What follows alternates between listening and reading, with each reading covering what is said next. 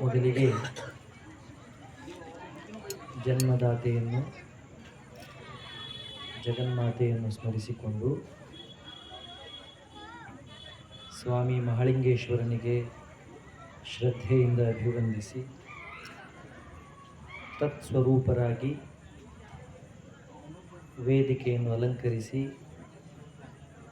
ನಮ್ಮೆಲ್ಲರಿಗೆ ಆಶೀರ್ವಾದವನ್ನು ದಯಪಾಲಿಸುತ್ತಿರುವಂತಹ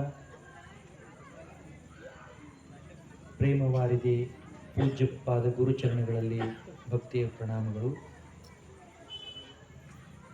ಸತ್ಸಂಗದಲ್ಲಿ ಭಾಗಿಯಾಗಿರುವ ಹಿರಿಯರೇ, ತಾಯಂದಿರೇ, ಸಮಸ್ತ ದೈವವೇ, ನಿಮ್ಮೆಲ್ಲರಿಗೆ ನನ್ನ ಪ್ರೇಮಪೂರ್ಣ ನಮಸ್ಕಾರಗಳು.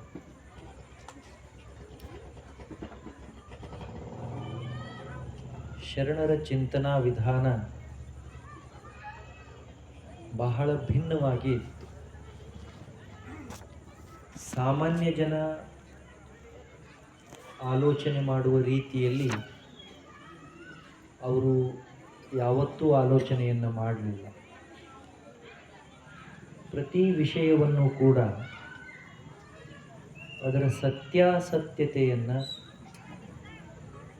ತಲಸ್ಪರ್ಶಿಯಾಗಿ ಕೂಲಂಕಷವಾಗಿ ಬಿಡಿ ಬಿಡಿಯಾಗಿ ನೋಡುವಂಥ ದೂರದೃಷ್ಟಿ ಅವರಿಗೆ ಇತ್ತು. ಯಾವುದನ್ನೂ ಕೂಡ ಅವರು ಏಕಾಏಕಿಯಾಗಿ ಒಪ್ಪಿಕೊಳ್ಳುತ್ತಿರಲಿಲ್ಲ. ಸಾಮಾನ್ಯರಿಗೂ ಮತ್ತು ಮಹಾತ್ಮರಿಗೂ ವ್ಯತ್ಯಾಸನೇ ಇದೆ. ಸಾಮಾನ್ಯರಾದ ನಾವು ಯಾವುದಾದ್ರೂ ಒಂದು ವಿಷಯ ವಸ್ತುವನ್ನು ಯಾರೋ ಹೇಳಿದರು, ಎಲ್ಲಿಯೋ ಬರೆದಿತ್ತು ಅನ್ನೋ ಕಾರಣಕ್ಕಾಗಿ ಒಪ್ಪಿಕೊಂಡು ಬಿಡುತ್ತೇವೆ. ಮಹಾತ್ಮರು ಹಾಗೆ ಒಪ್ಪಿಕೊಳ್ಳೋದಿಲ್ಲ. ಅವರು ಅದನ್ನು ಪರಿಪರಿಯಾಗಿ ಬಿಡಿಸಿ ಬಿಡಿಸಿ ಬಿಡಿಸಿ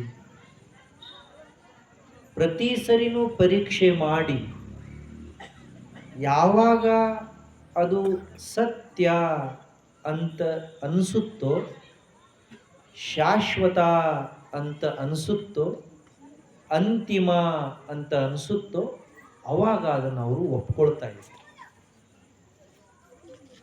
ಈ ಶರಣರಾದವರು ಎಷ್ಟೆಲ್ಲ ವಿಷಯಗಳ ಬಗ್ಗೆ ಚಿಂತನೆ ಮಾಡಿದ್ದಾರೆ ಅಂದರೆ, ಯಾವ ವಿಷಯವೂ ಅವರ ಚಿಂತನಾ ಲಹರಿಯ ಪರಿಧಿಯಿಂದ ಹೊರಗೆ ಉಳಿದಿಲ್ಲ. ಎಲ್ಲದರ ಬಗ್ಗೆನೂ ಅವರು ಚಿಂತನೆ ಮಾಡಿದ್ದಾರೆ. ಅದರಲ್ಲೂ ಬಹಳ ಮುಖ್ಯವಾಗಿ ಭಗವಂತನ ಬಗ್ಗೆ, ದೇವರ ಬಗ್ಗೆ ಶರಣರ ದೃಷ್ಟಿಕೋನ ಬಹಳ ಭಿನ್ನ ಇದೆ. ಎಲ್ಲ ಶರಣರು ಕೂಡ ಭಗವಂತನನ್ನು ಕುರಿತು ಚಿಂತನೆಯನ್ನು ಮಾಡಿದ್ದಾರೆ, ಭಗವಂತನನ್ನು ಕುರಿತು ಮಾತಾಡಿದ್ದಾರೆ, ಭಗವಂತನನ್ನು ಕುರಿತು ವಚನಗಳನ್ನು ರಚನೆ ಮಾಡಿದ್ದಾರೆ.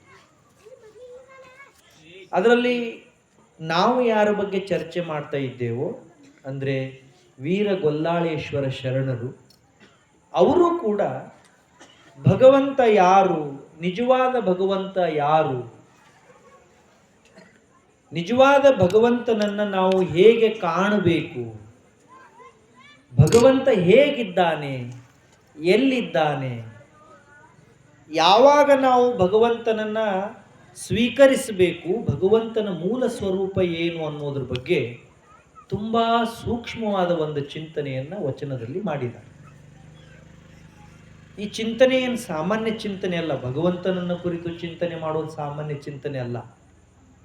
ನಾವು ವ್ಯವಹಾರವನ್ನು ಕುರಿತು, ಸಾಮಾನ್ಯ ವಸ್ತುಗಳನ್ನು ಕುರಿತು, ಲೋಕದ ಜನರನ್ನು ಕುರಿತು ಎಷ್ಟು ಬೇಕಾದಷ್ಟು ಮಾತನಾಡ್ಬೋದು. ಮರಿ ಅದನ್ನು ಕಿಸೆದ ಇಟ್ಕೋಪ, ಕಿಸೆದ ಇಟ್ಕೋದನ್ನು, ಇಲ್ಲ ನಮಗೂ ಕೊಡು. ಅವನು ಭಗವಂತನ ಲಕ್ಷ್ಯ ಕೊಡ್ರೆ ಬೇರೆ ವಿಷಯದ ಬಗ್ಗೆ ಎಲ್ಲರೂ ಮಾತಾಡಬಹುದು. ಬೇರೆ ವಿಷಯವನ್ನು ತಿಳಿಯೋ ಹಾಗೆ ಎಲ್ಲರಿಗೂ ಹೇಳ್ಬಹುದು. ಭಗವಂತನ ಬಗ್ಗೆ ಏನು ಮಾತಾಡೋದು, ಏನು ಹೇಳೋದು? ಮತ್ತೆ ಜಗತ್ತಿನಲ್ಲಿ ಎಷ್ಟು ಜನ ಇದ್ದೀವೋ ಅಷ್ಟು ಜನ ಭಗವಂತನನ್ನು ಬೇರೆ ರೀತಿಯೇ ತಿಳ್ಕೊಂಡಿದ್ದೀವಿ. ನನ್ನ ದೃಷ್ಟಿಯಲ್ಲಿ ಭಗವಂತನೇ ಬೇರೆ, ನಿಮ್ಮ ದೃಷ್ಟಿಯಲ್ಲಿ ಭಗವಂತನೇ ಬೇರೆ, ಅವ್ರ ದೃಷ್ಟಿಯಲ್ಲಿ ಭಗವಂತನೇ ಬೇರೆ. ನಾನು ಪೂಜೆ ಮಾಡೋ ದೇವ್ರ ರೂಪನೇ ಬೇರೆ, ನೀವು ಪೂಜೆ ಮಾಡೋ ದೇವರ ರೂಪನೇ ಬೇರೆ. ಹೀಗೆ ಅತಿ ಅತಿ ಸಂಕೀರ್ಣವಾದಂತಹ ವಿಷಯ ಅಂದರೆ ಭಗವಂತ, ದೇವರು. ಇನ್ನು ಕೆಲವರಂತೂ ದೇವರು ಇದ್ದಾನೋ ಇಲ್ಲವೋ ಅಂತಲೂ ಚಿಂತನೆ ಮಾಡ್ತಾರೆ. ಕೆಲವರು ದೇವರು ಇಲ್ಲ ಅಂತ ವಾದಿಸಿ ಪ್ರತಿಪಾದನೆ ಮಾಡಿ ಸಾಧನೆ ಮಾಡಿ ತೋರಿಸ್ತಾರೆ, ದೇವರು ಇಲ್ಲ ಅಂತಲೂ ವಾದ ಮಾಡಿ ತೋರಿಸ್ತಾರೆ. ಇನ್ನು ಕೆಲವರು ದೇವರು ಇದ್ದಾನೆ ಅಂತ ವಾದ ಮಾಡಿ ಸಾಧನೆ ಮಾಡಿ ತೋರಿಸೋರು ಅದಾರ. ಎಲ್ಲ ಲೋಕೋ ಭಿನ್ನ ರುಚಿ. ಆದರೆ ಶರಣರು ದೇವರ ಬಗ್ಗೆ ಮಾಡಿರುವಂಥ ಚಿಂತನೆ, ಗೊಲ್ಲಾಳೇಶ್ವರರು ದೇವರ ಬಗ್ಗೆ ನೀಡಿರುವಂಥ ಬೋಧನೆ ತುಂಬ ವಿಭಿನ್ನ ಇತ್ತು. ಅವ್ರದ್ದೊಂದು ವಚನದಲ್ಲಿ ಅದರ ಬಗ್ಗೆ ಮಾತಾಡಿದ್ದಾರೆ. ನಮ್ಮ ವಿಚಾರ ಅವ್ರ ವಿಚಾರ ಎಷ್ಟು ಭಿನ್ನ ಇದೆ, ನಮ್ಮ ತಿಳುವಳಿಕೆ ಅವರ ತಿಳುವಳಿಕೆಗೆ ಎಷ್ಟು ವ್ಯತ್ಯಾಸ ಇದೆ ಅನ್ನೋದು ಈ ವಚನದಿಂದ ನಮಗೆ ವೇದ್ಯ ಆಗ್ತದೆ. ವಚನ ಕೇಳಿಸ್ಕೊಳ್ಳಿ, ಒಂದ್ಸರಿ ಓದ್ತೀನಿ. ಕಲ್ಲು ಲಿಂಗವಲ್ಲ, ಲಿಂಗ ಅಂದ್ರೆ ದೇವರು. ಹೆಂಗದೆ ನೋಡಿ ವಚನ. ನಮ್ಮ ನಂಬಿಕೆ ಎಲ್ಲ ಪುಡಿ ಪುಡಿ ಆಗಿಬಿಡ್ಬೇಕು, ಆದರೆ ಶಬ್ದಶಃ ಅರ್ಥ ನೋಡ್ಬಾರ್ದು. ಭಾಳ ಮಂದಿ ಇಲ್ಲೇ ಗದ್ದಲಕ್ಕೆ ಬೀಳೋರು. ಆಯ್ತಲ್ಲ, ಮತ್ತೆ ಗೊಲ್ಲಾಳೇಶ್ವರರೇ ಹೇಳಿದ್ದಾರೆ ಕಲ್ಲು ದೇವರಲ್ಲ ಅಂತ, ಗುಡಿಗೆ ಬರೋದು ಬಿಡಬೇಕೇನು? ಹಂಗೂ ಇಲ್ಲ. ಅವ್ರು ಎಷ್ಟು ಚಂದ ವಚನ ಹೇಳ್ತಾರೆ ನೋಡಿ, ಪೂರ್ಣ ಕೇಳಿಸ್ಕೊಳ್ಳಿ, ಆಮೇಲೆ ಅದನ್ನು ಬಿಡಿಸಿ ಹೇಳ್ತೀನಿ. ಕಲ್ಲು ಲಿಂಗವಲ್ಲ, ಉಳಿಯ ಮೊನೆಯಲ್ಲಿ ಒಡೆಯಿತ್ತು. ಅವ್ರು ಯಾಕೆ ಕಲ್ಲಿಗೆ ಲಿಂಗ ಅಲ್ಲ ಅಂತಾರೆ, ಅದಕ್ಕೆ ಅವರು ಕಾರಣ ಹೇಳಿದ್ದಾರೆ. ಕಲ್ಲು ಲಿಂಗವಲ್ಲ ಏಕೆಂದರೆ ಉಳಿಯ ಮೊನೆಯಲ್ಲಿ ಒಡೆಯಿತ್ತು. ಮರ ದೇವರಲ್ಲ, ಮರ ಅಂದ್ರೆ ಕಟ್ಟಿಗೆ. ಮರ ದೇವರಲ್ಲ ಏಕೆಂದರೆ ಉರಿಯಲ್ಲಿ ಬೆಂದಿತ್ತು. ಮಣ್ಣು ದೇವರಲ್ಲ ಏಕೆಂದರೆ ನೀರಿನ ಕೊನೆಯಲ್ಲಿ ಕದಡಿತ್ತು. ಇವೆಲ್ಲವನ್ನು ಅರಿಯುವ ಚಿತ್ತ ದೇವರಲ್ಲ ಏಕೆಂದರೆ ಕರಣಗಳ ಮೊತ್ತದೊಳಗಾಗಿ ಸತ್ವಗೆಟ್ಟಿತ್ತು. ಏನ್ರಿ ಎಂಥ ಚಿಂತನೆ ಇದು, ಎಂಥ ಗಂಭೀರ ವಿಷಯ ಇದು. ಎಷ್ಟು ಆಳಕ್ಕೆ ಇಳಿದು ಅವರು ವಿಚಾರ ಮಾಡ್ತಾ ಇದ್ದಾರೆ ನೋಡಿ. ನಮಗೆ ತಿಳಿಸಿ ಹೇಳ್ತಿದ್ದಾರೆ ಅವರು, ನೀವು ಎಲ್ಲಿ ಎಡುತ್ತಾ ಇದ್ದೀರಿ ಭಗವಂತನನ್ನು ಕಾಣುವ ವಿಷಯದಲ್ಲಿ ಅಂತ ಕಲ್ಪನಾ ಕೊಡ್ತಾ ಇದ್ದಾರೆ, ಭಗವಂತನ ಕಲ್ಪನವನ್ನು. ಈಗ ಅವರು ಕಲ್ಲು ಲಿಂಗವಲ್ಲ ಉಳಿಯ ಮೊನೆಯಲ್ಲಿ ಒಡೆಯಿತ್ತು ಅಂತ ಹೇಳಿದ ತಕ್ಷಣ ಕಲ್ಲನ್ಯಾಗ ದೇವರೇ ಇಲ್ಲ ಅಂತ ನಾವು ನಿರ್ಧಾರಕ್ಕೆ ಬರಬಾರದು. ಅದರ ಅರ್ಥ ಅದಲ್ಲ. ಇಂಥದ್ದ ಒಂದು ವಚನ ಬಸವಣ್ಣವರು ಹೇಳಿದ್ದಾರೆ. ಕಲ್ಲು ದೇವರು ದೇವರಲ್ಲ, ಮಣ್ಣು ದೇವರು ದೇವರಲ್ಲ, ಮರ ದೇವರು ದೇವರಲ್ಲ, ಪಂಚಲೋಹದಲ್ಲಿ ಮಾಡಿದ ದೇವರು ದೇವರಲ್ಲ. ಸೇತುಬಂಧ, ರಾಮೇಶ್ವರ, ಗೋಕರ್ಣ, ಕಾಶಿ, ಕೇದಾರ ಮೊದಲಾದ ಅಷ್ಟಷಷ್ಟಿ ಪುಣ್ಯಕ್ಷೇತ್ರ, ಪುಣ್ಯತೀರ್ಥ, ಅಲ್ಲಿಯ ದೇವರೂ ದೇವರಲ್ಲ. ಬರೋಬ್ಬರಿ ಆಯ್ತಲ್ಲ. ಗೊಲ್ಲಾಳೇಶ್ವರರು ಅದನ್ನ ಹೇಳಿದ್ರು, ಬಸವಣ್ಣವರು ಅದನ್ನ ಹೇಳಿದ್ರು. ಆದ್ಮೇಲೆ ನಾವು ಇನ್ಮೇಲೆಲ್ಲ ಕಲ್ಲಿನವು, ಕಟ್ಟಿಗೆವು, ಮಣ್ಣಿನವು ದೇವ್ರನ್ನ ತೆಗೆದು ಬಿಡೋಣ. ಹಂಗ ಅವರೇ ಹೇಳ್ಯಾರಲ್ಲ, ಕಲ್ಲು ದೇವರು ದೇವರಲ್ಲ ಅಂತ, ಕಟ್ಟಿಗೆ ದೇವರು ದೇವರಲ್ಲ ಅಂತ ಹೇಳ್ಯಾರ. ಕಲ್ಲಿನ ದೇವರು ಉಳಿಲಿ ಹೊಡೆದ್ರ ಒಡೆದು ಹೋಗ್ತದ, ಅದು ಹೆಂಗ ದೇವರು? ಗೊಲ್ಲಾಳೇಶ್ವರ ಪ್ರಶ್ನೆ ಮಾಡ್ತಾರೆ. ಕಟ್ಟಿಗೆ ದೇವರು ಬೆಂಕಿಯಾಗ ಹಾಕಿದ್ರ ಸುಟ್ಟು ಹೋಗ್ತದ, ಅದು ಹೆಂಗ ದೇವರು? ಮಣ್ಣಿನ ದೇವರು ನೀರಾಗಿಟ್ರ ಇಲ್ದಂಗ ಆಗ್ತದ, ಅದು ಹೆಂಗ ದೇವರು? ಇವು ದೇವರ ಅಲ್ಲ. ಆಯ್ತಲ್ಲ, ಮತ್ತೆ ಬಸವಣ್ಣವರ ಹೇಳ್ಯಾರ, ಗೊಲ್ಲಾಳೇಶ್ವರ ಹೇಳ್ಯಾರ, ನಾವಿನ್ಮೇಲೆ ಇದನ್ನೆಲ್ಲ ಪೂಜೆ ಮಾಡೋದು ಬಿಡುವುದೇನು ಇಲ್ಲ. ಇದರ ಅರ್ಥ ಅದಲ್ಲ. ಇದರ ಅರ್ಥ ಏನು ಅಂದ್ರೆ, ಸ್ಮೃತಿಗಳೊಳಗಡೆ ಪರಿಸಂಖ್ಯಾನ ವಿಧಿ ಅಂತ ಒಂದು ವಿಧಿ ಬರ್ತದೆ. ಬಹಳ ಸುಂದರವಾದ ತತ್ವ ಇದು. ಸ್ಮೃತಿಗಳು ಶ್ರುತಿಗಳು ಏನು ಹೇಳ್ತಾವ ಗೊತ್ತೇನು? ಕ್ರಮೇಣ ಕ್ರಮೇಣ ಕ್ರಮೇಣ ಕ್ರಮೇಣ ವಿಗ್ರಹದ ಪೂಜೆಯನ್ನ ಮೀರಬೇಕು, ಬಿಡಬೇಕು ಅಂತ ನಾವು ಹೇಳ್ತಾವ. ಆದರೆ ಏಕಾಏಕಿ ಅದು ಆಗೋದಿಲ್ಲ. ಈಗ ಏನೂ ತಿಳಿಲಾರದ ಮನುಷ್ಯಾಗ ಬ್ರಹ್ಮ, ನಿರಾಕಾರ, ನಿರ್ಗುಣ ಅಂತ ಹೇಳಿದ್ರೆ ಏನು ತಿಳಿತದ? 1ನೇತ್ಯಕ್ಕೆ ಬಂದ ಹುಡುಗಗ 10ನೇತ್ಯ ಪಾಠದಾಗಿಂದ ಲೆಕ್ಕ ಕಲಿಸಬಾರದು. ಲಕ್ಷ್ಯ ಕೊಟ್ಟು ಕೇಳಿಸ್ಕೊಡ್ರಿ. ಯಾರು 1ನೇತ್ಯಕ್ಕೆ 1ನೇ ದಿವಸ ಬಂದು ಸಾಲ್ಯಾಗ ಕುಂತಾನ ಹುಡುಗ, ಅವಂಗ 10ನೇತ್ಯಕ್ಕಿರೋ ಪಾಠದಾಗಿನ ಲೆಕ್ಕ ಹೇಳಾಕ ಚಾಲೂ ಮಾಡಿದ್ರೆ ಮಲ್ಕೊಂಡು ಬಿಡ್ತಾನ. ಇಲ್ಲ ಮರುದಿನ ಸಾಲಿಗೆ ಬರೋದನ್ನ ಬಿಟ್ಟು ಬಿಡ್ತಾನ. ಅವಂಗ ಸಾಲಿಗೆ ಬರೋ ರುಚಿ ಹತ್ತಬೇಕಲ್ಲ, ಸಾಲಿಗೆ ಬರೋದು ರೂಢಿ ಮಾಡಿಸ್ಬೇಕಲ್ಲ. ಸಾಲಿ ಅಂದ್ರೆ ಇಷ್ಟಪಡೋ ಹಂಗ, ಓಡಿ ಓಡಿ ಬರೋ ಹಂಗ ಅವಂಗ ರೂಢಿ ಹಚ್ಚಬೇಕಲ್ಲ. ಹಿಂಗ ರೂಢಿ ಹಚ್ಚೋ ಸಲುವಾಗಿ, ಬ್ರಹ್ಮನ್ ತಿಳಿಸೋ ಸಲುವಾಗಿ ಹಿರಿಯರು ಹೂಡಿಟ್ಟಾಟಿದು. ಇದನ್ನ ಪರಿಸಂಖ್ಯಾನ ವಿಧಿ ಅಂತ ಕರೀತಾರೆ. ಅಂದ್ರೆ ಏನು? ಮೂರ್ತವ ಕಂಡು ಅಮೂರ್ತ ದೇವನನ್ನು ಭಾವಿಸಿಕೊಳ್ಳುವುದು. ಕಲ್ಲಿನ ವಿಗ್ರಹ ನೋಡೋದು, ಕಟ್ಟಿಗೆ ವಿಗ್ರಹ ನೋಡೋದು, ಮಣ್ಣಿನ ಸಣ್ಣ ವಿಗ್ರಹ ನೋಡೋದು. ನಮ್ಮ ಮನ್ಯಾಗ ನಮ್ಮ ಗುಡಿಯಾಗ 3 ಫೂಟ್ 5 ಫೂಟಿಂದ ಅಷ್ಟ ದೇವ್ರು ಇರ್ತಾನೆ. ದೇವ್ರು ಅಷ್ಟೇ ಎತ್ತರ ಇರ್ತಾನೆ? ಇಲ್ಲ. ಇಡೀ ಜಗತ್ತೆಷ್ಟೈತೋ ಇಷ್ಟೆಲ್ಲ ಜಗತ್ತನ್ನ ವ್ಯಾಪಿಸಿರುವಂಥ ದೇವನನ್ನ ಸಣ್ಣ ವಿಗ್ರಹದಾಗ ನಾವು ಕಲ್ಪನಾ ಮಾಡಿಕೊಳ್ಳೋದು, ದೇವನನ್ನ ಪೂಜಾ ಮಾಡೋದು. ಈಗ ತೆಂಗಿನಕಾಯಿ ಪೂಜೆ ಮಾಡ್ತೀವಿ, ಶ್ರೀಫಲ ಪೂಜೆ ಮಾಡ್ತೀವಿ. ಶ್ರೀಫಲ ಅಂತ ಊದುಬತ್ತಿ ಬೆಳಗ್ತೇವೆ ಅನ್ನೋದಕ್ಕೆ ಇಲ್ಲ. ಏನು ಭಾವ ಮೂಡಿರ್ತದೆ? ಲಕ್ಷ್ಮೀ ಅಂತ ಭಾವ ಮೂಡಿರ್ತದೆ. ಇಟ್ಟೇವೇನು ಕಳಸಿದ ಮ್ಯಾಗ ಇಟ್ಟೇವೇನು? ತೆಂಗಿನಕಾಯಿ. ಮನಸ್ಸಿನಾಗ ಅನ್ಕೊಳ್ತೇವೇನು? ಲಕ್ಷ್ಮಿ. ಹಂಗ ಗುಡಿಯಾಗ ಇರೋದೇನು? ಕಲ್ಲು. ಎದ್ಯಾಗ ಭಾವ ಏನು? ಭಗವಂತ. ಎಷ್ಟು ಚಂದ ಐತಿ ನೋಡ್ರಿ. ಅಕ್ಷರಶಃ ಗುಡಿಯಾಗಿರೋದು ಕಲ್ಲ, ಅದರ ಭಾವದೊಳಗೆ ಭಗವಂತ. ಒಮ್ಮೆ ಸ್ವಾಮಿ ವಿವೇಕಾನಂದರು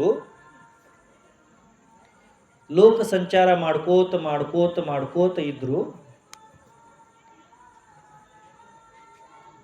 ಒಂದು ರಾಜ್ಯದೊಳಗೆ ಹೋದ್ರು. ಆ ರಾಜ್ಯದ ಮಂತ್ರಿ ಬಹಳ ಶಾಣೆ ಇದ್ದ, ಬಹಳ ತಿಳುವಳಿಕೆ ಇತ್ತು, ಸೂಕ್ಷ್ಮ ಇದ್ದ. ಭೇಟಿಯಾದ. ಸ್ವಾಮಿ, ಎಷ್ಟು ವಿದ್ವತ್ತದೆ, ಎಷ್ಟು ಜ್ಞಾನದೆ, ಎಷ್ಟು ತಿಳುವಳಿಕೆ ಇದೆ, ನಾನು ನಿಮಗೆ ಪ್ರಾರ್ಥನಾ ಮಾಡ್ತೀನಿ, ನಮ್ಮ ಮನ್ಯಾಗ ಬಂದು ಉಳಿರಿ ಅಂತ ಕರೆದ. ಚಲ್ ಬರ್ತೀನಿ ಅಂದ್ರು. ಅವ್ರು ಹೋಗಿ ಅವನ ಮನ್ಯಾಗ ಉಳಿದ್ರು. 3-4 ದಿವಸ ಅವ್ರ ಮನ್ಯಾಗ ಉಳಿದಾಗ ಅವಂಗನಿಸ್ತು, ಎಷ್ಟು ತಿಳ್ಕೊಂಡಾರ ಇವ್ರನ್ನ ನಮ್ಮ ರಾಜಾಗ ಭೇಟಿ ಮಾಡಿಸ್ಬೇಕು. ಯಾಕಂದ್ರೆ ನಮ್ಮ ರಾಜ ಹಾದಿ ಬಿಟ್ಟಾನ. ಅವ ಪ್ರಜೆಗಳನ್ನೆಲ್ಲ ಸುಖವಾಗಿ ಇಡುವುದು ಬಿಟ್ಟು ತಾ ಮಜಾ ಮೋಜು ಮಸ್ತಿಯೊಳಗದಾನ. ಮತ್ತು ಅವಂಗೆ ಏನು ಭಕ್ತಿ, ಧರ್ಮ, ಪೂಜಾ, ಪುನಸ್ಕಾರ, ಆಚಾರ, ವಿಚಾರ ಅಂದ್ರೆ ಇಷ್ಟ ಆಗೋದಿಲ್ಲ. ಒಮ್ಮೆ ಇವ್ರಿಗೆ ತಂದು ಅವ್ರನ್ನ ಭೇಟಿ ಮಾಡಿಸ್ಬೇಕಂತ ಮಂತ್ರಿ ತಲೆಯಾಗ ಬಂತು. ರಾಜನ್ ಮುಂದೆ ಅಂದ, ಮಹಾರಾಜರ, ನಮ್ಮ ಮನ್ಯಾಗ ಒಬ್ಬರು ಸ್ವಾಮಿಗಳು ಬಂದಾರ, ನೀವು ಹ್ಞೂ ಅಂದ್ರೆ ನಾಳೆ ಅವ್ರನ್ನ ಹೋಗಿ ಭೇಟಿ ಮಾಡೋಣ. ನಡೆದ ಘಟನಾ ಇದು. ಆಳ್ವಾರ್ನ ರಾಜ. ನೀವು ಹ್ಞೂ ಅಂದ್ರೆ ಕರ್ಕೊಂಡು ಹೋಗಿ ಭೇಟಿ ಮಾಡಿಸು. ಆಯಿತು, ನಾ ಬರ್ತೀನಿ ನಡಿ.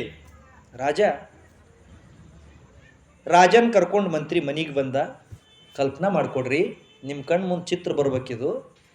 ದೊಡ್ಡ ಅವಾರ, ದೊಡ್ಡ ಹಾಲ್. ಒಂದು ಕಡೆ ಸ್ವಾಮಿಗಳಿಗೆ ಕುರ್ಚಿ ಹಾಕಿದ್ರು, ಸ್ವಾಮಿಗಳು ಕುಂತಿದ್ರು. ವಿವೇಕಾನಂದರು ಅದ್ರ ಎದುರಿಗೆ ಮತ್ತೊಂದು ದೊಡ್ಡ ಕುರ್ಚಿ, ಅದ್ರ ಮ್ಯಾಗ ಮಹಾರಾಜ ಕುತ್ಕೊಂಡ. ಅವರಿಬ್ಬರ ನಡುವ ಮಂತ್ರಿ ನಿಂತ್ಕೊಂಡ. ಈ ಕಡೆ ಸ್ವಾಮಿಗಳದ, ಈ ಕಡೆ ರಾಜ ಅದ, ನಡುವ ಮಂತ್ರಿ ನಿಂತ. ಮಾತಾಡಕ್ಕೆ ಚಾಲೂ ಮಾಡಿದ್ರು. ಅವೇನಂದ ಮಹಾರಾಜ ಸ್ವಾಮಿಗಳಿಗೆ, ನೋಡಾಕ ಇಷ್ಟು ಗಟ್ಟಿಮುಟ್ಟದಿರಿ, ಚಲೋ ಅದಿರಿ, ರೂಪವಂತರದಿರಿ, ವಿದ್ಯಾವಂತರದಿರಿ, ಇದನ್ನೇನು ಭಿಕ್ಷುಕರು ವೇಷ ಹಾಕೊಂಡು ತಿರುಗಾಡಕತ್ತೀರಿ, ಮೈ ಮುರಿದು ದುಡಿದು ತಿನ್ನಕ್ಕೆ ಆಗೋದಿಲ್ಲ ನಿಮ್ಗೆ? ರಾಜ ಅಲ್ಲ ಅವನು ಗತ್ತಿಲ್ಲೇ ಮಾತಾಡವ, ಸೊಕ್ಕಿಲ್ಲೇ ಮಾತಾಡವ. ತೊಡೆ ಮಂದಿಗೆ ಸೊಕ್ಕು ಮೈಯಾಗೂ ಇರ್ತೈತಿ, ತಲೆಯಾಗೂ ಇರ್ತೈತಿ. ಏನು ನಡೆಸಿರಿ ಇದನ್ನ? ಹೋಗ್ರಿ ದುಡ್ಡು ತಿನ್ರಿ, ಯಾಕೆ ಬೇಡ್ಕೊಂಡು ತಿಂತೀರಿ ಅಂತ. ಅವ್ರೇನು ಸಾಮಾನ್ಯ ಸನ್ಯಾಸಿ ಅಲ್ಲ. ಅವ್ರಿಗೆ ಸಿಡಿಲ ಸಂತ ಅಂತ ಕರೀತಾರೆ. ಸಿಡಿಲ ಸಂತ. ಅವ್ರಂದ್ರು, ನೀ ಏನು ಹುಚ್ಚರಾಟ ನಡೆಸಿದಿ? ಪ್ರಜಾಪಾಲನೆ ಮಾಡ್ತೀನಿ ಅಂತ ಸಿಂಹಾಸನದ ಮ್ಯಾಗ ಕುತ್ಕೊಂಡು ಮಜಾ ಮೋಜು ಮಸ್ತಿ ಮಾಡಿ ಜೀವನ ಹಾಳು ಮಾಡ್ಕೊಳಕತ್ತಿಯಲ್ಲ, ಇಲ್ಯಾಕೆ ಕುಂತಿ ಸಿಂಹಾಸನದ ಮೇಲೆ? ಹೋಗಿ ಎಲ್ಲರ ಗಿಡದ ಕೆಳಗೆ ಮಲ್ಕೋ. ಹೆಂಗಿರ್ಬೇಕು ಸ್ವಾಮಿಗಳು? ಹಿಂಗೆ ಮಾತಾಡ್ಬೇಕಾದ್ರೆ ಗುಂಡಿಗಿರ್ಬೇಕು, ಗುಂಡಿಗೆ ಆಕೈತಿ. ಹಿಂಗೆ ಯಾರಿಗಾರ ಮಾತಾಡಕ ನೀ ಸರಿ ಇಲ್ಲೋ ಅಂತ ಹೇಳೋ ಧೈರ್ಯ ಸರಿ ಇದ್ದವಂಗಷ್ಟ ಇರ್ತೇನೆ.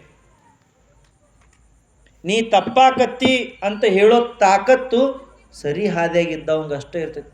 ಅವಂಗೆ ಹಿಂಗೆ ಯಾರು ಅಂದಿದ್ದಿಲ್ಲ ಆಯುಷ್ಯದಾಗ ರಾಜ ಜರಾ. ಆಮೇಲೆ ಹಂಗೆ ಇಬ್ರು ಮಾತಾಡ್ಕೋತ ರಾಜ ಅಂದ, ಸ್ವಾಮಿಗಳ ನೀವೇನೇ ಹೇಳ್ರಿ, ನನಗಂತೂ ಈ ಮೂರ್ತಿ ಪೂಜಾದಾಗ ನಂಬಿಕೆನೇ ಇಲ್ಲ. ಚಂದ ಐತಿ, ಕೇಳಿಸ್ಕೊರೆ.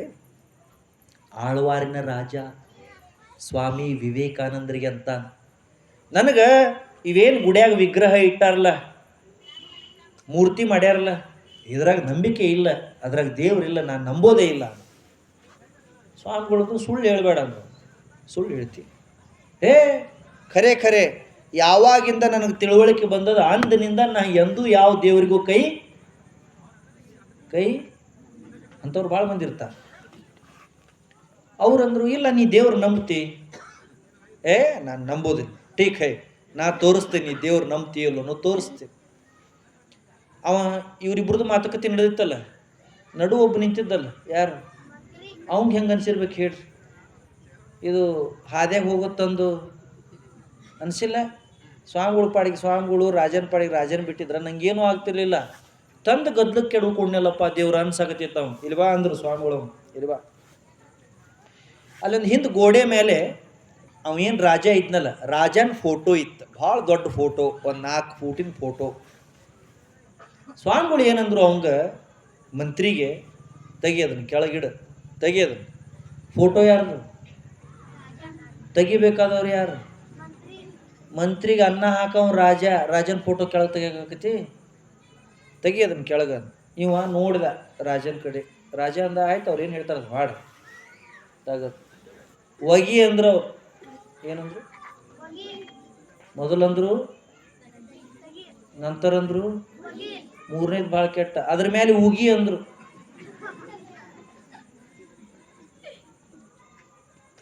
ತೆಗಿ ಒಗಿ ಮತ್ತದ್ರ ಮೇಲೆ ಅವಂದ. ಸ್ವಾಮಿಗಳು, ನಮ್ಮ ಮಹಾರಾಜರ ಫೋಟೋ ರೀ ಇದು. ಸ್ವಾಮಿಗಳಂದ್ರು, ಅದ್ರಾಗೆ ನಿಮ್ಮ ಮಹಾರಾಜ ಅದನು, ಲಕ್ಷ ಕೊಟ್ಟು ಕೇಳಿಸ್ಕೊಡ್ರೆ ನಗಬೇಡ್ರಿ, ಅದ್ರಾಗ ನಿಮ್ಮ ಮಹಾರಾಜ ಅದನು, ನಿಮ್ಮ ಮಹಾರಾಜನ ಮಾಂಸ ಕಂಡ ರಕ್ತ ಮಜ್ಜದವು, ನಿಮ್ಮ ಮಹಾರಾಜನ ಕೈ ಕಾಲು ಕಣ್ಣದವು. ಹ್ಯಾಂಗ ಒಂದು ಫೋಟೋದಾಗಿರೋ ನಿಮ್ಮ ರಾಜನ ಚಿತ್ರಕ್ಕೆ ರಾಜ ಅಂತ ನೀ ಭಾವಿಸ್ತೀಯಲ್ಲ, ಹಂಗೆ ಇಡೀ ಜಗತ್ತನ್ನೇ ತುಂಬಿರುವ ದೇವನನ್ನ ಒಂದು ವಿಗ್ರಹದಾಗ ನಾವು ಕಾಣ್ತೀವೋ ಹುಚ್ಚ? ಯಾರು ಹೇಳಿದ್ರಿ ನಿಂಗೆ ಇಲ್ಲಂತ? ನಮಗೂ ಗೊತ್ತೈತಿ ಇಲ್ಲಂತ. ಫೋಟೋದಾಗ ಹೆಂಗೆ ರಾಜ ಇಲ್ಲೋ, ವಿಗ್ರಹದಾಗೂ ದೇವ್ರಿಲ್ಲ ಅಂತ ನಮಗೂ ಗೊತ್ತೈತಿ. ಆದ್ರೆ ಇಲ್ಲದ ದೇವರನ್ನ ಕಲ್ಪನಾ ಮಾಡಿಕೊಂಡು ಆನಂದ ಪಡೋದನ್ನು ನಮ್ಮ ಹಿರಿಯರು ಕಲಿಸ್ಯಾರ, ನಮ್ಮ ಹಿರಿಯರು ತಿಳಿಸ್ಯಾರ. ಅವಾಗ ಮಹಾರಾಜ ಎದ್ದು ಸ್ವಾಮಿಗಳಿಗೆ ನಮಸ್ಕಾರ ಮಾಡಿದಂತ. ಸ್ವಾಮಿಗಳ, ನಾ ತಪ್ಪು ತಿಳ್ಕೊಂಡಿದ್ದೆ, ನನ್ನ ಅಜ್ಞಾನ ಎಲ್ಲ ನೀವು ದೂರ ಮಾಡಿದ್ರಿ, ಹಿಂಗೆ ಭಗವಂತ ಎಲ್ಲ ಕಡೆ ಅದ ಅನ್ನೋದು ನನಗೂ ಗೊತ್ತಾತು ಅಂತಂದ್ರೆ. ಹಿಂಗೆ ತಿಳ್ಕೋಬೇಕು ಈ ವಚನ. ಕಲ್ಲಾಗ ದೇವ್ರಿಲ್ಲ ಅಂತ ಗೊಲ್ಲಾಳೇಶ್ವರ ಹೇಳಿಲ್ಲ, ಕಲ್ಲಾಗ ದೇವ್ರದನಂತ ಅಲ್ಲೇ ನಿಲ್ಲಬೇಡ, ಇನ್ನೊಂದು ಸ್ವಲ್ಪ ಮುಂದಕ್ಕೆ ಹೋಗು. ಸ್ಮೃತಿ ಅದನ್ನು ಹೇಳ್ತದೆ. ಏನಂತ? ಯಾವುದು ಕಾಣುವುದಿಲ್ಲೋ ಅದನ್ನು, ಏನು ಕಾಣ್ತೈತೋ ಅದನ್ನು ನೋಡಿ ಕಲ್ಪನಾ ಮಾಡ್ಕೊಳ್ಳೋದು. ಮಾಳಿಂಗೇಶ್ವರ ಕಾಣಂದ್ರೆ ಕಾಣ್ತಾನೆ ನಮ್ಗೆ? ಇಲ್ಲ. ಆದ್ರೆ ಕಾಣೋ ಹಂಗೆ ಒಂದು ಆಕಾರ ಮಾಡಿ ಇಟ್ಟೇವಲ್ಲ ಗುಡಿಯಾಗ, ಅದನ್ನು ನೋಡಿ ಅದನ್ನು ತಿಳ್ಕೊಳ್ಳೋ. ಎಷ್ಟು ಚಂದಿಲ್ಲ? ಸ್ಮೃತಿ ಒಳಗಡೆ ಕ್ರಮೇಣ ವಿಗ್ರಹ ಬಳಕೆ ಕಡಿಮೆ ಆಗಬೇಕು ಅಂತಲೇ ಹೇಳಿದೆ. ಆದ್ರೆ ಒಂದು ಪದ್ಧತಿ ಇಟ್ಟದೆ. ಏನು? ಮೊದಲ ವಿಗ್ರಹ ಪೂಜೆ ಆಗಬೇಕು, ನಂತರ ಸ್ತುತಿ ಜಪ ಮಾಡಬೇಕು, ಆಮೇಲೆ ಧ್ಯಾನ ಮಾಡಬೇಕು, ಕೊನೆಗೆ ಬ್ರಹ್ಮ ಭಾವ ನೆಲೆಸ್ಬೇಕು. ಒಮ್ಮೆ ಆಗುವುದಿಲ್ಲ. ಈಗ ಎತ್ತರಕ್ಕೆ ಏರ್ಬೇಕಂತಿತ್ತಂದ್ರೆ, ಮ್ಯಾಲೆ ಹೋಗ್ಬೇಕಿತ್ತಂದ್ರೆ ಹತ್ತಾಕ ಮೆಟ್ಲು ಬೇಕು, ಸ್ಟೆಪ್ಸ್ ಬೇಕು. ಒಮ್ಮೆ ಜಿಗಿತೇನೆ ಅಂದ್ರೆ ಕೇಲ್ಯಾಗೂ ಹಿಡಿಯಂಗಿಲ್ಲ. ಹಿಡಿತಾರೋ? ಹಿಡಿತಾರನ? ಎತ್ತರಕ್ಕೆ ಏರ್ಬೇಕಂದ್ರೆ ಹಂತ ಹೆಂಗೆ ಬೇಕೋ, ಸ್ಟೆಪ್ ಹಂಗೆ ಬೇಕೋ, ಹಂಗೆ ಬ್ರಹ್ಮನನ್ನು ಕಾಣಬೇಕಾದ್ರೆ, ಬ್ರಹ್ಮಭಾವ ಪಡಿಬೇಕಾದ್ರೆ ಇವೆಲ್ಲ ನಾವು ಮಾಡಾಕಬೇಕು. ಆದ್ರೆ ಅಲ್ಲೇ ನಿಲ್ಲಬಾರ್ದು. ಇಷ್ಟ ಅಲ್ಲ, ಮಾಳಿಂಗೇಶ್ವರ ಇಷ್ಟ ಅಲ್ಲ, ಗುಡಿಯಾಗೇನು ವಿಗ್ರಹ ಐತಲ್ಲ ಇಷ್ಟ ಅಲ್ಲ, ಕಲ್ಲಷ್ಟ ಅಲ್ಲ, ಕಟ್ಟಿಗೆ ಅಷ್ಟ ಅಲ್ಲ, ಮಣ್ಣಷ್ಟ ಅಲ್ಲ, ಹಿಂದೆ ಭಾವ ನಿರ್ಮಾಣ ಆಗಬೇಕು. ನಮ್ಮೊಳಗೆ ಭಗವಂತನ ಬಗ್ಗೆ ಎಷ್ಟು ಸ್ಪಷ್ಟ ಕಲ್ಪನಾ ಇರಬೇಕು ಅಂದ್ರೆ, ಅವನ ಶಕ್ತಿ, ಅವನ ಚೈತನ್ಯ, ಅವನೇ ಈ ಜಗತ್ತನ್ನು ನಿಯಂತ್ರಿಸುವವ ಅನ್ನುವಂಥ ಅನುಭವ ವೇದ್ಯ ಆಗಬೇಕು. ಆವಾಗ ನಾವು ಕುಂತಲ್ಲೇ ನಿಂತಲ್ಲೇ ಎದುರಿಗೆ ಬಂದವರು, ದೂರ ಇದ್ದವರು, ಸಮೀಪ ಇದ್ದವರು ಎಲ್ಲರೊಳಗೂ ದೇವ ಪ್ರಕಟ ಆಗಕ್ಕೆ ಚಾಲು ಆಗ್ತಾನೆ. ಆವಾಗ ಬ್ರಹ್ಮಭಾವ ಒಳಗೆ ಬೆಳೀತದೆ. ಆವಾಗ ನಮ್ಮ ಒಳಗಡೆ ಇರುವಂಥ ಎಲ್ಲ ಕೊಳೆ, ಎಲ್ಲ ಕೆಟ್ಟದ್ದು ದೂರ ಆಗಿಬಿಡ್ತೇವೆ. ನಾವು ದೇವರು, ನಾವು ಒಂದಾಗಿಬಿಡ್ತೀವಿ. ಅದನ್ನು ಹೇಳ್ತಾರೆ ಅವರು ಗೊಲ್ಲಾಳೇಶ್ವರ ಶರಣರು. ಕಲ್ಲು ದೇವರಲ್ಲ, ಯಾಕೆ ಉಳಿಯ ಮೊನೆಯಲ್ಲಿ ಒಡೆಯಿತು. ಮರ ದೇವರಲ್ಲ, ಬೆಂಕಿಯಾಗಿ ಬೆಂದು ಹೋಯಿತು. ವಿಗ್ರಹ ಒಡೆದು ಹೋದ ಮೇಲೂ ಏನೋ ಒಂದು ಶಕ್ತಿ ಉಳಿತೈತಲ್ಲ, ಕಟ್ಟಿಗೆದು ಒಂದು ಸುಟ್ಟು ಹೋದ ಮೇಲೂ ಏನೋ ಒಂದು ಭಾವ ಉಳಿತೈತಲ್ಲ. ಮಣ್ಣಿಂದು ಈಗ ನಾವು ಹಬ್ಬ ಮಾಡ್ತೀವಿ ಚೌತಿಯೊಳಗೆ, ಭಾದ್ರಪದ ಮಾಸದಾಗ ಒಂದು ಹಬ್ಬ ಮಾಡ್ತೀವಿ ಚೌತಿಯಾಗ. ಯಾವ ಹಬ್ಬ? ಗಣಪತಿ ಹಬ್ಬ ಮಾಡ್ತೀವಿ. ತಂದಿಡ್ತೀವಿ, ಮಣ್ಣಿಂದ ಒಂದು ತಂದಿರ್ತೀವಿ. 5 ದಿವಸ, 9 ದಿವಸ, 11, 25 ಮಾಡ್ತೀವಿ. ಆ ಬಳಿಕ ಒಯ್ದು ಬಾವ್ಯಾಗೋ, ಹೊಳ್ಯಾಗೋ, ಕೆರೆಯಾಗೋ ಬಿಡ್ತೀವಿ. ಯಾವ ವಿಗ್ರಹ ತಂದು ನಾವು ಮನೆಯಾಗ ಇಟ್ಟಿದ್ವೋ ಆ ವಿಗ್ರಹ 5, 9, 11, 21 ದಿವಸ ಆದಮೇಲೆ ನೀರಾಗ ಕರಗಿ ಹೋಗ್ತೈತಿ. ಕರೆ ಗಣಪ ಕರಗಲ್ಲ. ಕರಗ್ತಾನ? ಗಣಪ ಹೋಗ್ತಾನ? ಹಂಗೆ ತಿಳ್ಕೋಬೇಕು ನಾವು. ಅಂದ್ರೆ ಪೆರತ ನರಿಯದೆ ನಿಂದಾತ. ಏನು ಶಬ್ದ ಬಳಸ್ಯಾರ್ರಿ ಅಪ್ಪಾಜಿಯವರು, ಏನು ಅದ್ಭುತ ಜ್ಞಾನ. ಪೆರತ ನರಿಯದೆ, ಮತ್ತೊಂದು ಸಂಶಯ ಇರಬಾರ್ದು. ಒಂದೆಂದರಿದಲ್ಲಿ ಸಂದೇಹವಿಲ್ಲದಿರಬೇಕು. ಹಿಂಗೆ ನಂಬಬೇಕಲ್ಲ ಭಗವಂತನನ್ನ. ಇಡೀ ಜಗತ್ತು ಹಿಂಗೆ ಎದುರು ನಿಂತ್ಕೊಂಡ್ರು ನಾವು ಮಾತ್ರ ಭಗವಂತನ ಕಡೆನ ಮುಖ ಮಾಡಿ ನಿಲ್ಬೇಕು. ನಂಬಿಕೆ, ಶ್ರದ್ಧಾ. ಭಗವಂತ ಅಂದ್ರೆ ಶುದ್ಧ ಭಾವ, ಶ್ರದ್ಧೆ, ಅಚಲ ಶ್ರದ್ಧೆ. ಹಂಗೆ ಇದ್ರಷ್ಟ ಭಗವಂತ ಅಂತ ಗೊಲ್ಲಾಳೇಶ್ವರ ಹೇಳ್ತಾರೆ. ಈಗ ನಾವೇನು ತಿಳ್ಕೋಬೇಕು? 2 ವಿಚಾರ ತಿಳ್ಕೋಬೇಕು. ಒಂದು, ಭಗವಂತ ಇರೋದು, ಇದು ನನ್ನ ಅನಿಸಿಕೆ, ಭಗವಂತ ಇರೋದು ಸೂರ್ಯ ಚಂದ್ರ ಇರೋದು ಎಷ್ಟು ಸತ್ಯನೋ ಅಷ್ಟೇ ಸತ್ಯ. ನನ್ನ ಅಭಿಮತ ಇದು. ನಾನು ಬೇರೆಯವ್ರ ವಿಚಾರ ಹೇಳ್ತಾ ಇಲ್ಲ. ಸೂರ್ಯ ಚಂದ್ರ ಇರೋದು ಎಷ್ಟು ನಿಜ ಇದೆಯೋ ಭಗವಂತ ಇರೋದು ಅಷ್ಟೇ ನಿಜ. ಮತ್ತು ಭಗವಂತ ಅಂದ್ರೆ ಯಾರು? ಯಾವ ಕೆಲಸ ಮನುಷ್ಯಾಗ ಮಾಡೋಕ್ಕಾಗೋದಿಲ್ಲೋ ಆ ಕೆಲಸ ಯಾವ ಶಕ್ತಿ ಮಾಡ್ತದೋ ಆ ಶಕ್ತಿಗೆ ಭಗವಂತ ಅಂತ ಕರೀತಾರೆ. ಈಗ ಇವರು ಪೆಂಡಾಲ್ದವ್ರು ಇಲ್ಲಿ ಬಲ್ಪ್ ಹಚ್ಚಾರ. ಈ ಬಲ್ಪಿನ ಬೆಳಕು ಎಷ್ಟು ಬಿದ್ದದ? ಹಿಂಗೊಂದು 50-60 ಫೂಟ್, ಹಿಂಗೊಂದು 50-60 ಫೂಟ್ ಬಿದ್ದದ. ಬೇಡ 100-100 ಫೂಟ್ ಹಿಡ್ಕೋರಿ. ಇವರು ಒಂದು ಬಲ್ಪ್ ಹಚ್ಚಿ ಇಡೀ ಊರಿಗೆ, ಇಡೀ ಕೇರಿಗೆ ಬೆಳಕು ಕೊಡೋಕ್ಕಾಗ್ತೈತಿ? ಆಗುವುದಿಲ್ಲ. ಇಂಥವು ಎಷ್ಟು ಬಲ್ಪ್ ಉರಿದ್ರ ಜಗತ್ತಿನ ಬೆಳಕೆಲ್ಲ, ಜಗತ್ತಿನ ಭೂಮಿ ಎಲ್ಲ ಬೆಳಕು ಮಾಡೋಕ್ಕಾಗ್ತೈತಿ? ಆಗೋದಿಲ್ಲ. ಆದ್ರೆ ನೋಡ್ರಿ ಬೇಕಾರೆ ನಾಳೆ ಮುಂಜಾನೆ 5:30-6 ಗಂಟೆಗೆ ಅಲ್ಲೇ ಆಕಾಶದಾಗ ಯಾರೋ ಒಂದು ದೀಪ ಹಚ್ಚುತ್ತಾರೆ. ಸೂರ್ಯ ಅನ್ನೋದೊಂದು ದೀಪ ಹಚ್ಚುತ್ತಾರೆ. ಜಗತ್ತಿನಾಗ ಯಾವುದಾದ್ರೂ ಒಂದು ಮೂಲಿ ಉಳಿತೈತಿ? ಕತ್ತಲದ ಮೂಲಿ ಇಲ್ಲ.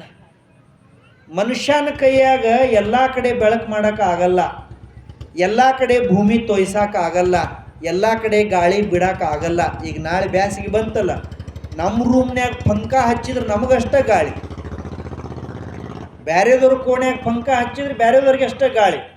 ಅದ ಭಗವಂತ ಸಂಜೆ 5-5:30, 6-6:30 ಹೆಂಗೆ ಒಂದು ಸರಿ ತಂಗಾಳಿ ಬಿಟ್ಟ ಅಂದ್ರೆ ಜಗತ್ತು ಆಹ್ಲಾದಕರ ಆಕೈತಲ್ಲ. ಭಗವಂತ ಅಂದ್ರೆ ಅದು. ಮನುಷ್ಯನ ಕೈಯಾಗ ಮಾಡಲಾರದ ಕೆಲಸ ಯಾವ ಶಕ್ತಿ ಮಾಡ್ತೈತೋ ಆ ಶಕ್ತಿಗೆ ಭಗವಂತ ಅಂತ ಕರೀತಾನೆ. ಅದು ನಾವು ಹೆಂಗೆ ನೋಡ್ತೇವೆ ಹಂಗೆ. ಯದ್ಭಾವಂ ತದ್ಭವತಿ. ಅವರವರ ಭಾವಕ್ಕೆ ಅವರವರ ಭಕ್ತಿಗೆ ನಾವು ಹೆಂಗೆ ನೋಡ್ತೇವೆ ಹಂಗೆ ಭಗವಂತ ಕಾಣ್ತಾನೆ. ಅಂಥ ಭಾವ ನಮ್ಮೊಳಗೆ ಬರಬೇಕು.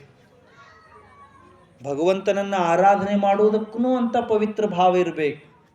ಭಗವಂತನನ್ನು ನೋಡಾಕ ಕೂಡಾಕ ಕಾಣಾಕ ಎಲ್ಲದಕ್ಕೂ ಅಂತ ಭಾವ ಬರಬೇಕು. ಇಲ್ಲ ಅಂದ್ರೆ ದಂಡ. ಮಾಡೋ ಪೂಜೆಯೆಲ್ಲ ದಂಡ, ಸಮಯ ದಂಡ, ಶ್ರಮ ದಂಡ, ಸಂಪತ್ತು ದಂಡ. ಪ್ರೇಮ ಇತ್ತು ಅಂದ್ರೆ ಒಂದು ಕ್ಷಣ ಸಾಕು ದೇವ್ರು ನಮ್ಮನ್ನು ಕೃಪಾ ಮಾಡಾಕ, ನಮ್ಮ ಮೇಲೆ ಕೃಪಾ ಮಾಡಾಕ, ಅನುಗ್ರಹ ಮಾಡಾಕ ಒಂದು ಕ್ಷಣ ಸಾಕು. ಅದಕ್ಕೆ ಎಲ್ಲರಿಗೂ ನಾನು ದೈವಕ್ಕೆ ಪ್ರಾರ್ಥನಾ ಮಾಡೋದು ಏನು ಅಂದ್ರೆ, ಮೊದಲ ಭಾವವನ್ನು ಸ್ವಚ್ಛ ಇಟ್ಕೊಳ್ಳೋದು. ಒಳಗ ಎಳ್ಳಷ್ಟು ಕಪಟತನ, ಕಸ, ದ್ವೇಷ ಉಳಿಲಾರ್ದಂಗೆ ನೋಡ್ಕೊಳ್ಳೋದು. ಅಂದ್ರೆ ಗದ್ದಿಗೆ ತಯಾರಿ ಮಾಡ್ದಂಗೆ ಜಗಲಿ ಜಗಲಿ. ಒಳಗ ಕಪಟ, ಕಸ, ಮೋಸ, ದ್ವೇಷ, ಅಸೂಯೆ ಇಲ್ಲ ಅಂದ್ರೆ ಭಗವಂತ ಬಂದು ವಾಸ ಮಾಡಕ್ಕೆ ಜಗಲಿ ಆದಂಗೆ. ಅವಾಗ ಅಲ್ಲಿ ಪ್ರೇಮ ಉಳಿತದ, ದೇವತಾನ ಬಂದು ಉಳಿತಾನ. ಅದಕ್ಕೆ ನೆನಪಿಟ್ಕೋರಿ, ಮೊದಲ ಸ್ವಚ್ಛ ಆಗೋದು, ಭಾವ ಸ್ವಚ್ಛ ಮಾಡ್ಕೊಳ್ಳೋದು. ಆಮೇಲೆ ಜಗತ್ತನ್ನೆಲ್ಲ ಪ್ರೀತಿಸಾಕ್ ಚಾಲು ಮಾಡೋದು, ಎಲ್ಲರಿಗೂ ಒಳ್ಳೇದಾಗಲಿ ಅಂತ ಅಪೇಕ್ಷೆ ಮಾಡೋದು. ಕೆಟ್ಟದ್ದು ಒಟ್ಟ ಮಾಡೋದಿಲ್ಲ, ಕೆಟ್ಟದ್ದು ಮಾಡೋರಿಗೆ ಸಾಥ್ ಕೊಡೋದಿಲ್ಲ. ಕೆಟ್ಟದ್ದು ಮಾಡಿದವ್ರು ಅಷ್ಟ ಕೆಟ್ಟವ್ರಲ್ಲ, ಕೆಟ್ಟದ್ದು ಮಾಡಕ್ಕೆ ಸಾಥ್ ಕೊಟ್ಟವರು ಕೆಟ್ಟರಲ್ಲ. ದೂರ ಸರಿಯೋದು. ಒಳ್ಳೇದು ಮಾಡೋದು, ಒಳ್ಳೇದು ಮಾಡೋರಿಗೆ ಸಾಥ್ ಕೊಡೋದು. ಹೆಂಗೈತಿ ನೋಡ್ರಿ. ಕೆಟ್ಟದ್ದು ಮಾಡಬಾರ್ದು, ಕೆಟ್ಟದ್ದು ಮಾಡೋರಿಗೆ ಸಾಥ್ ಕೊಡಬಾರ್ದು. ಒಳ್ಳೇದು ಮಾಡಬೇಕು, ಒಳ್ಳೇದು ಮಾಡೋರು ಬೆಂಬಲ ಬಿಡಬಾರ್ದು. ಸ್ವಲ್ಪ ಈಗ ದಿನಮಾನ ಉಲ್ಟಾ ಅದಾವ. ಒಳ್ಳೇದು ಮಾಡೋರು ಕಾಲು ಜಗ್ತಾರ, ಕೆಟ್ಟದ್ದು ಮಾಡೋರಿಗೆ ಏಣಿ ಹಾಕಿ ಮೇಲೆ ಎತ್ತಾರೆ. ಹೆಂಗೆ ದೇವ್ರು ಪ್ರಕಟ ಆಗ್ತಾನೆ? ಒಂದು ಸ್ವಲ್ಪ ಕಷ್ಟ ಬಂದರೂ ಚಿಂತಿಲ್ಲ, ಒಳ್ಳೆಯದನ್ನು ಬಿಡಬಾರ್ದು. ಹಂಗೆ ಎಷ್ಟು ಶಾಣೆ ಅದಾರ ನೋಡ್ರಿ ಅವ್ರು, ಎಂಥ ಜ್ಞಾನ ನೋಡ್ರಿ ಅವ್ರು. ಪೆರತ ನರಿಯದೆ ನಿಂದಾತನೆ ಸರ್ವಾಂಗ ಲಿಂಗಿ ವೀರ ಬೀರೇಶ್ವರ ಲಿಂಗದೊಳಗಾದ ಶರಣ. ಮೇಲೆ ಕಲ್ಲಲಿಂಗ ಲಿಂಗ ಅಲ್ಲ ಅಂದವ್ರು, ಕೊನೆಗೆ ವೀರ ಬೀರೇಶ್ವರ ಲಿಂಗ ಅಂತ ಹೇಳ್ತಾರೆ. ಅಂದ್ರೆ ಏನು? ಅದಾನ್ ದೇವ್ರು. ಕಣ್ಣು ಸ್ವಚ್ಛ ಮಾಡ್ಕೋ.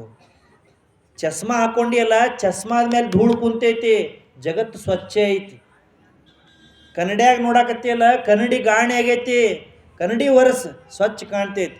ಚಸ್ಮಾ ಧೂಳು ಒರೆಸ್ಕೋ, ಜಗತ್ತು ಚಂದ ಕಾಣ್ತೈತಿ. ದೇವ್ರು ಅದಾನೋ ಇಲ್ಲೋ, ದೊಡ್ಡವನು ಸಣ್ಣವನು, ಹುಚ್ಚುಚ್ಚರಂಗೆ ಯಾಕೆ ವಿಚಾರ ಮಾಡ್ತಿ? ಚಂದ ಹೇಳಿಲ್ಲ ಬೀರೇಶ್ವರ್, ಚಂದ ಹೇಳಿಲ್ಲ ಗೊಳ್ಳಾಳೇಶ್ವರ್. ಹಿಂಗೆ ನಾವೆಲ್ಲ ತಿಳ್ಕೊಳ್ಳೋದು. ಅದ್ರ ಸಲುವಾಗಿನ ಇದನ್ನು ಜಾತ್ರೆ ಮಾಡೋದು. ಮೊನ್ನೆ ಅಪ್ಪ ಅವ್ರು ಫೋನ್ ಮಾಡಿದ್ರು ನಂಗೆ, ಏನು ಹೇಳ್ತೀರಿ ಸರ್ ವಿಷಯ ಅಂತ ಕೇಳಿದ್ರು ನನಗೆ. ನಾ ಅಂದೆ ಹಿಂಗೆ ಬುದ್ಧಿ, ಮತ್ತು ಒಂದಿಷ್ಟು ತಯಾರಿ ಮಾಡ್ಕೊಂಡೀನಿ. ಇಲ್ಲ ನೀವು ಇನ್ನೊಂದು 2-3 ವಿಷಯ ಸೇರಿಸ್ಕೋಬೇಕಂದ್ರೆ ಅವ್ರು ಹೇಳ್ರಿ ಬುದ್ಧಿ, ತಾವು ಆದೇಶ ಮಾಡಿದರೆ ಹೇಳ್ತೇನೆ. ನಾವು ದೇವ್ರ ಹೆಸರಲ್ಲೇ, ಜಾತ್ರೆ ಹೆಸರಲ್ಲೇ, ಧರ್ಮದ ಹೆಸರಲ್ಲೇ ಒಮ್ಮೊಮ್ಮೆ ಭಾಳ ತಪ್ಪು ಕೆಲಸ ಮಾಡ್ತೇವೆ. ಅದು ಮೊದಲು ಬಂದಾಗಬೇಕಂದ್ರೆ ಅವ್ರು ದೇವ್ರ ಹೆಸರಲ್ಲೇ ಒಳ್ಳೆ ಕೆಲಸ ಮಾಡಲಿಲ್ಲ ಅಂದ್ರೂ ನಡೀತದ. ದೇವ್ರ ಹೆಸರಲ್ಲೇ ಕೆಟ್ಟ ಕೆಲಸ ಮಾಡಬಾರ್ದು ಅಂದ್ರೆ ಅವ್ರ ಗುರುಗಳು ಕಳ್ಕಳಿ ನೋಡ್ರಿ ಅವ್ರದ್ದು ಹೆಂಗದ.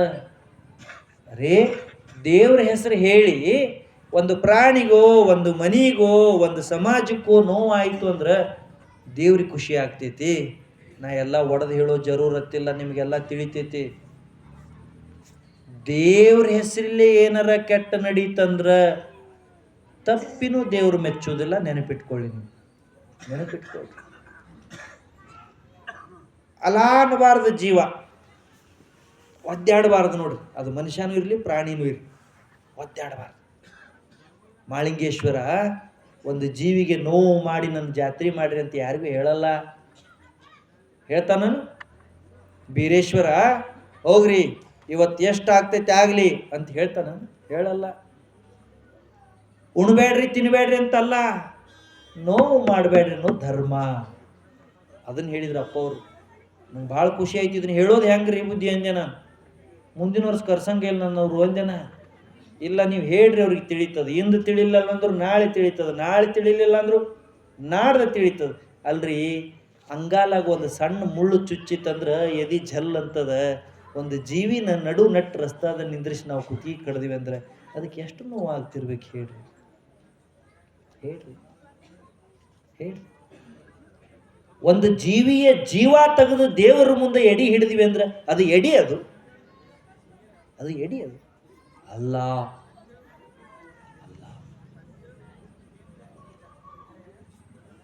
ದೇವರು ಅಂದ್ರೆ ಪ್ರೇಮ, ದೇವರು ಅಂದ್ರೆ ಸ್ವಚ್ಛತಾ, ದೇವರು ಅಂದ್ರೆ ನಂಬಿಕೆ, ದೇವರು ಅಂದ್ರೆ ಕರುಣಾ. ಕಣ್ಣೀರು ಒರೆಸೋದು ದೇವರು, ಕಣ್ಣೀರು ಬರೆಸೋದು ದೇವರಲ್ಲ. ಹೆಂಗ ಅನಿಸ್ತೈತಿ ನಿಮ್ಗೆ? ನಾ ಹೇಳಿದ್ದು ಹೆಂಗ ಅನಿಸ್ತೈತಿ? ವಿಚಾರ ಮಾಡ್ರಿ, ನೀವು ವಿಚಾರ ಮಾಡ್ರಿ. ನಿಮಗೂ ಭಗವಂತ ಮೆದುಳು ಕೊಟ್ಟಾನ, ವಿಚಾರ ಶಕ್ತಿ ಕೊಟ್ಟಾನ. ಉಣ್ಣಾಕ್ ತಿನ್ನಾಕ ಪ್ರಶ್ನೆ ಮಾಡಕತ್ತಿಲ್ಲ. ಯಾಕಂದ್ರೆ ಈಗ ಒಂದು ವಾರದಿಂದ ಕರ್ನಾಟಕ ರಾಜ್ಯದಾಗ ಇದ ಚರ್ಚೆ ಆಯ್ತು, ಅದನ್ನು ತಿನ್ನಬಾರ್ದೇನು ಇದನ್ನು ತಿನ್ನಬಾರ್ದೇನು ಅಂತ. ನೋಡಿರೇನು ಮೊಬೈಲ್ ಎಲ್ಲ ವಾರ್ತಾ ನೋಡ್ರಿ. ಆಹಾರ ಅವ್ರವ್ರ ಹಕ್ಕ್ರಿ, ಯಾರು ಬೇಡ ಅಂದಾರ್ರಿ? ನೋವು ಮಾಡಿ ಯಾ ಆಹಾರ ರೀ? ಅದಕ್ಕೆ ನಾವೆಲ್ಲ ಹಂಗೆ ಮಾಡೋಣ ಅಂತ ಹೇಳಿ 4 ದಿವಸ ಆಯ್ತು ನೋಡ್ರಿ, ಜಾತ್ರೆ ಮುಗ್ದ ಹೋತು. ಆಯ್ತಲ್ಲ, ಇವತ್ತು ಎಷ್ಟನೇ ದಿವಸ ಇದೆ? 4ನೇದು. ನಾಳೆ ಎಷ್ಟೊತ್ತಿಗೆ ಮುಗಿತ? ಭಾಳ ಸಂತೋಷ ಆಯಿತು. ನಾಳೆನೂ ನೀವೆಲ್ಲ ಸರಿಯಾದ ಸಮಯಕ್ಕೆ ಬರಬೇಕು. ಈಗ ಪ್ರಾರ್ಥನೆ ಮಾಡಕತ್ತೀರಲ್ಲ, ಸ್ವಲ್ಪ ಏನರ ಖುಷಿ ಅನ್ಸಿದೆ? ಎಷ್ಟು ಚಂದ ಪದ ಪೋಣಿಸಿ ಪ್ರಾರ್ಥನೆ ಮಾಡ್ಯಾರ ನೋಡ್ರಿ ಅವ್ರು. ಆದ್ರೆ ಏನು ಮಾಡೋದು, ತೊಡೆ ಮಂದಿ ಎಲ್ಲ ಪ್ರಾರ್ಥನಾ ಎಲ್ಲ ಮುಗಿದ್ಮೇಲೆ ಬರ್ತಾರೆ. ಏನು ನನಗದ ಗೊತ್ತಾಗೋದು. ನೀವು ಎಷ್ಟು ಸರಿಯಾರ ಹೇಳ್ರಿ, ಸಮಯ ಅನ್ನೋದು ಪಾಲಿಸೋದೇ ಇಲ್ಲ. ಮತ್ತು ನೋಡ್ರಿ, ನೀವು ಸಮಯ ಯಾರು ಪಾಲಿಸೋದಿಲ್ಲಲ್ಲ, ಎಲ್ಲರ ಕೈಯಾಗೂ ಗಡಿಯಾರ ಇರ್ತಾವೆ. ಕೈಯಾಗ ಗಡಿಯಾರ ಅದಾವ, ಸಮಯ ಪಾಲನೆ ಮಾಡೋಲ್ಲ. ಸಾಲಿ ಕಲ್ತಿರ್ತಾರೆ, ಸಮಯಕ್ಕೆ ಸರಿಯಾಗಿ ಬರೋದಿಲ್ಲ. ಸಾಲಿಗೆ ಏನರ್ಥ, ಗಡಿಯಾರಕ್ಕೆ ಏನರ್ಥ? ಹಂಗೆ ಮಾಡಬಾರ್ದು. ಬೇಗ ಬರ್ಬೇಕು. ಈಗ ಇಡೀ ನಾಡು ಬೇಕಂತ ಕರೆಯುವಂಥ ಒಬ್ಬ ಗುರುಗಳು ಬಂದು ವೇದಿಕೆ ಮ್ಯಾಗ ಕುಂತ್ರು ನಾವು ಬರಲಿಲ್ಲ ಅಂದ್ರೆ ಎಂತ ಏನು ದೊಡ್ಡತನ ಇದು? ಸರಿಯಾದ ಸಮಯಕ್ಕೆ ಬರಬೇಕು. ನಾಳೆ ಕೊನೆ ದಿನ, ನಾಳೆ ಒಂದು ಸ್ವಲ್ಪ ಕಾರ್ಯಕ್ರಮ ಹೆಚ್ಚಾಗ್ತೈತೆ. ಒಂದು ಸ್ವಲ್ಪ ಮತ್ತೊಬ್ರು ಯಾರು ಅತಿಥಿಗಳು, ಗುರುಗಳು, ಸತ್ಕಾರ ಎಲ್ಲ ಇರ್ತಾವೆ. ನಾಳೆ ಒಂದು 5 ನಿಮಿಷ ಹೆಚ್ಚು ತೊಗೊಂಡು ಬರ್ರಿ ಮನ್ಯಾಗಿಂದ. ಪಾಪ ನಿಮಗೂ ಏನಂದ್ರೆ ಎಲ್ಲ ನ್ಯಾಷನಲ್ ಇಂಟರ್ನ್ಯಾಷನಲ್ ಲೆವೆಲ್ ವರ್ಕ್ ಇರ್ತಾವೆ, ನಾನು ತ್ರಾಸ ಆಗ್ತೈತಿ. ನಾಳಿನ ದಿವಸ ಆಗಲಿ, ದೇವ್ರ ಸಲುವಾಗಿ ಹೊತ್ತು ಕೊಡ್ದಾರ್ದು ಯಾರ ಸಲುವಾಗಿ ಕೊಡ್ತೀರಿ? ನಾಳೆ ಬೇಗ ಬರ್ರಿ. ಆಮೇಲೆ ನಾಳೆ ಒಂದಿನಾರ ಎಲ್ಲರೂ ನಾಮಾವಳಿ ಅನ್ಬೇಕು. ಇದು ಮುಗಿದ ಮೇಲೆ, ಪ್ರವಚನ ಮುಗಿದ ಮೇಲೆ ದಿನ ಮನ್ಯಾಗ ಮುಂಜಾನೆ ಒಂದು 5 ನಿಮಿಷ, ಸಂಜಾಳೆ ಒಂದು 5 ನಿಮಿಷ ಅನ್ನಕ್ಕೆ ಬರಲಿಲ್ಲ ಅಂದ್ರೆ ಮೊಬೈಲ್ನಾಗ ಬರ್ತಾವೆ, ಹಚ್ಚಿಡ್ಬೇಕು. ಮನೆ ಮಂಗಲ ಆಗ್ತೈತಿ, ಮನ್ಯಾಗ ವಾತಾವರಣ ಬದಲಿ ಆಗ್ತೈತಿ. ಇಲ್ಲ ಸಲ್ಲದು ಮಾತು, ಹೊಲಸು ಮಾತು ಮನ್ಯಾಗ ಮೂಡೋದಕ್ಕಿಂತ ಭಗವಂತನ ನಾಮ ಮನ್ಯಾಗಿತ್ತಂದ್ರೆ ಮನೆ ವಾತಾವರಣ ಪವಿತ್ರ ಆಗ್ತೈತಿ. ಅದಕ್ಕೆ ಹಂಗೆಲ್ಲರೂ ನೀವು ಮಾಡ್ರಿ ಅಂತ ಪ್ರಾರ್ಥನೆ ಮಾಡಿ ಪೂಜ್ಯಪಾದ